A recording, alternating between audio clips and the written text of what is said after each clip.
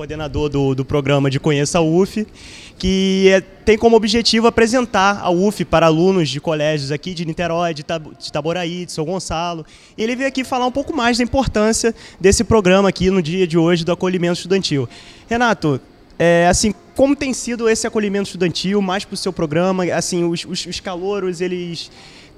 vocês têm tido uma assistência boa dos calouros? Eles têm gostado do projeto? Então, nosso projeto é assim, o Conheça a UF é um projeto dedicado às escolas de ensino médio da rede pública e privada de ensino, só que inicialmente fazemos sempre uma visita dirigida. Hoje, por causa do acolhimento, fizemos um convite às escolas de ensino médio, trazendo elas para assistir a nossa apresentação que mostra a universidade como um todo, e depois elas andavam pelos estandes, conhecendo um pouco mais a universidade, vendo os alunos, os projetos e toda a estrutura que o acolhimento estudantil monta para receber ele, que futuramente será um aluno aqui nosso da UF. E como, de maneira geral, como eles saem daqui? Eles saem deslumbrados com o ambiente da UF? Eles saem com sonho de passar para a universidade? Assim, o mais interessante é que eles ficam muito deslumbrados com o tamanho da universidade, porque eles estão acostumados com... Eu fiquei quando eu entrei também.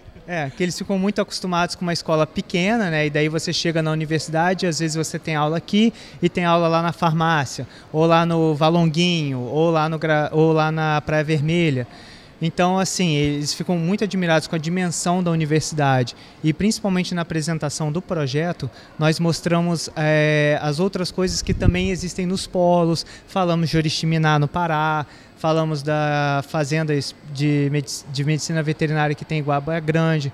Então, fizemos assim, uma apresentação macro da universidade, além de mostrar as bolsas, falar da mobilidade internacional. Então, assim, o aluno entra com uma visão restrita, achando que só vai ficar na sala de aula, e depois ele sai da apresentação falando, nossa, a universidade é realmente um universo em si como um todo. Quantas apresentações você fez hoje? Você tem uma noção exata? Hoje eu fiz 4 apresentações para aproximadamente 300 alunos. E agora encerrou o expediente, né? Por hoje é só. Satisfeito? Muito. Muito obrigado, gente. Esse foi o Renato Vasconcelos, da Superintendência de Comunicação Social. Ele também, como eu disse, é coordenador do programa Conheça a UF. E é isso, galera. A nossa cobertura acaba hoje aqui da UniTV. Agradeço pela colaboração de todos. Meu nome é Pedro Henrique e no próximo período, com certeza, teremos muito mais. Muito obrigado.